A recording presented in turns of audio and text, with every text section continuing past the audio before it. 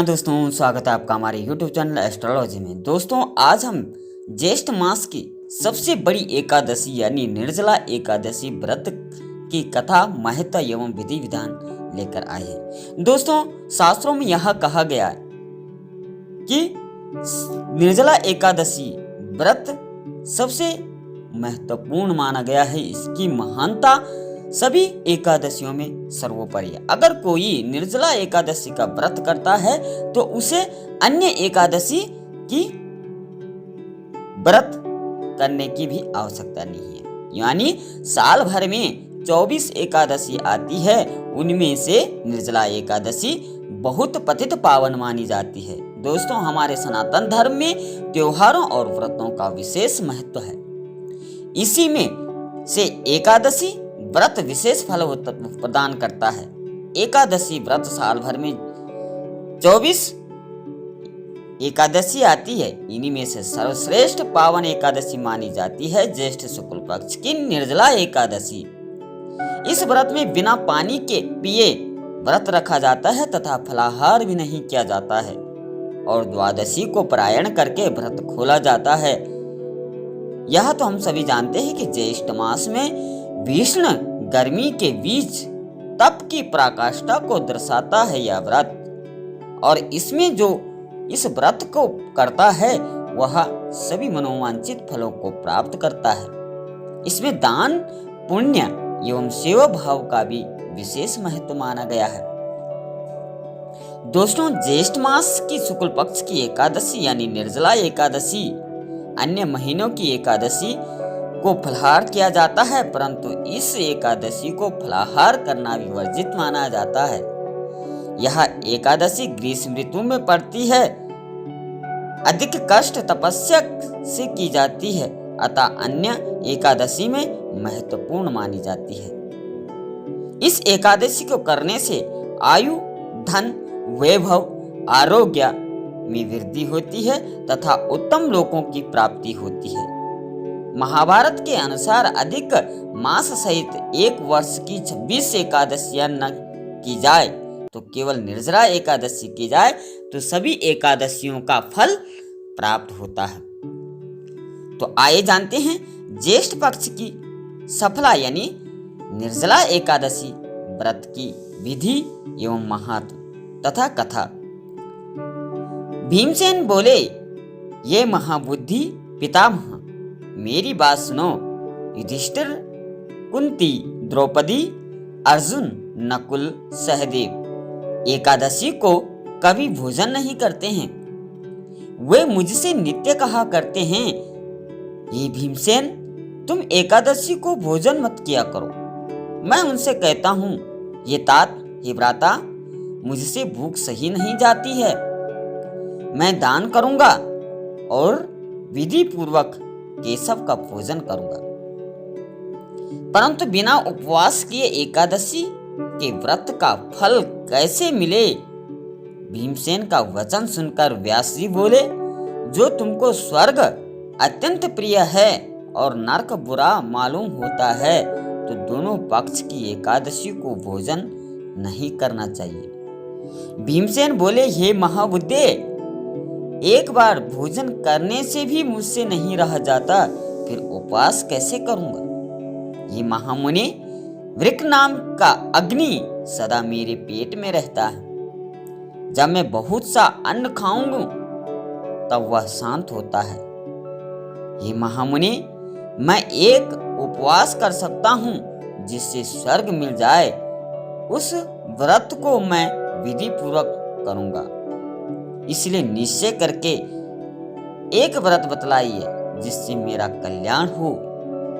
व्यास जी बोले, हे नराधिप, तुमने मानव धर्म और वैदिक धर्म सुने हैं, परंतु कलयुग में उन धर्मों के करने की शक्ति मनुष्यों में नहीं है। सरल उपाय, थोड़े धन और कम परिश्रम से महाफल प्राप्त होने की विधि मैं तुमसे कहता हूं, जो कि सब पुराणों का सार है। जो दोनों पक्ष की एकादशी यानी कृष्ण पक्ष और शुक्ल पक्ष की एकादशी का व्रत करता है वह नरक में नहीं जाता है।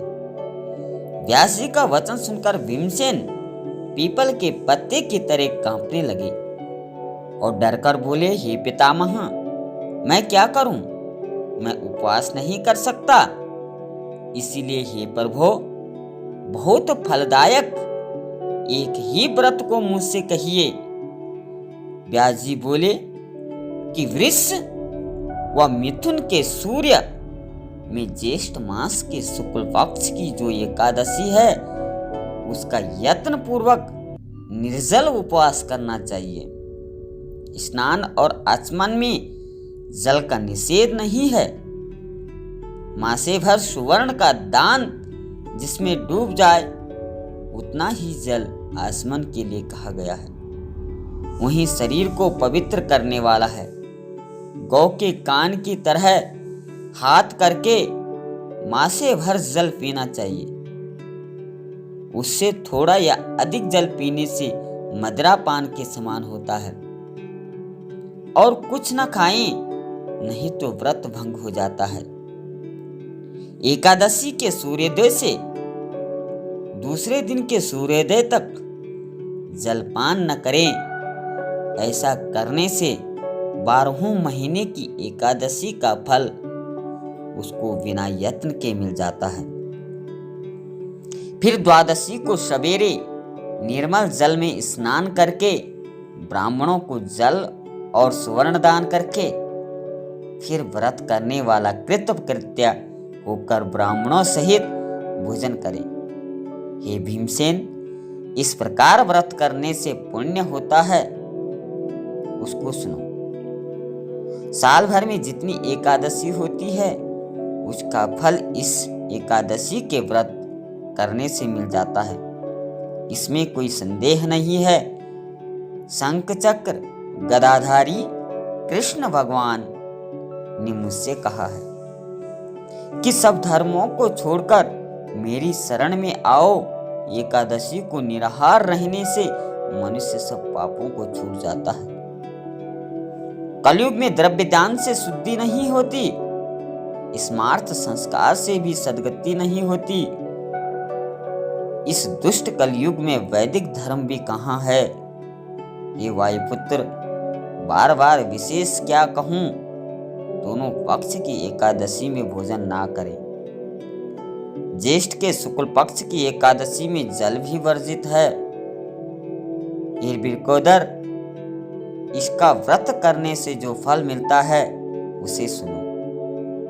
सब तीर्थों से जो पुण्य होता है और सब दान करने से जो फल प्राप्त होता है, ये बिरकोदर, वह फल इस एकादशी व्रत करने से मिल जाता है।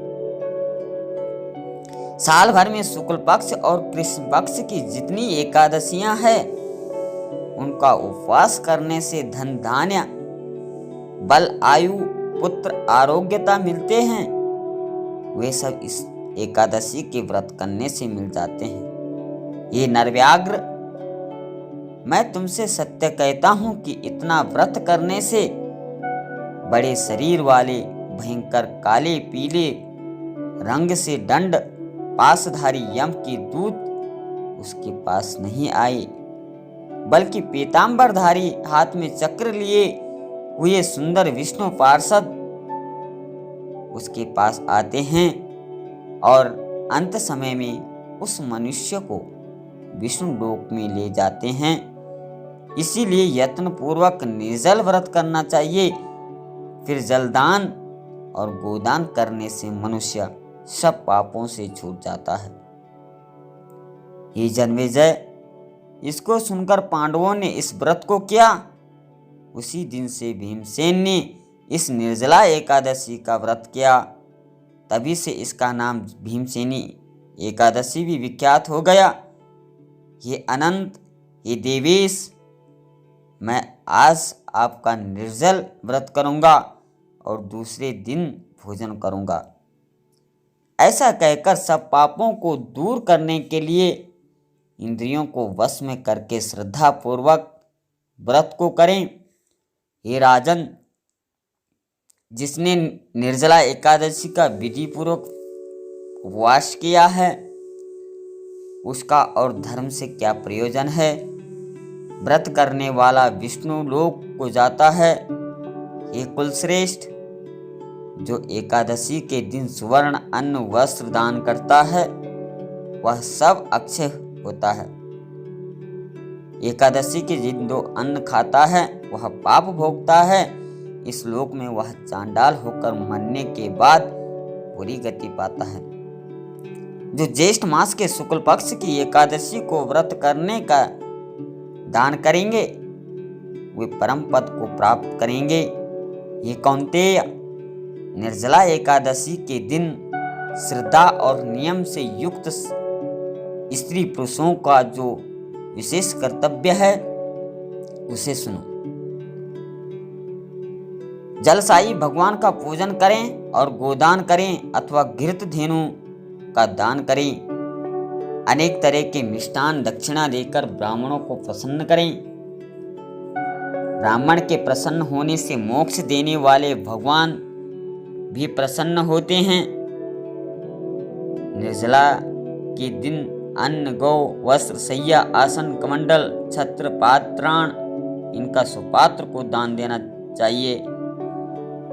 वे सोने के विमान में बैठकर स्वर्गलोक जाते हैं। जो कोई भी भक्ति से इस कथा को सुनते हैं अथवा कहते हैं वे दोनों निसंदेह स्वर्ग को जाते हैं। मैं केशव भगवान को प्रसन्न करने के लिए आचमन के सिवा एकादशी के व्रत में दूसरा जल ग्रहण नहीं करूंगा। इस प्रकार नियम करना चाहिए।